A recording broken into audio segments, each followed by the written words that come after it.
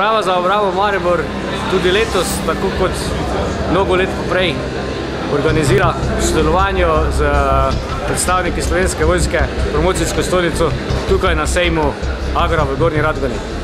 Sejem Agra je največji kmetijsko-živilski sejem v tej vzhodno-slovenski regiji in seveda edini v Sloveniji in tako privabi res veliko obiskovalcev, predvsem iz podeželja, ki pridejo cele družine in tako tukaj je tudi precej naše ciljne publike oziroma naše ciljne skupine, to je mladih, ki jim tukaj predstavimo možnosti vključitve v Slovensko vojsko.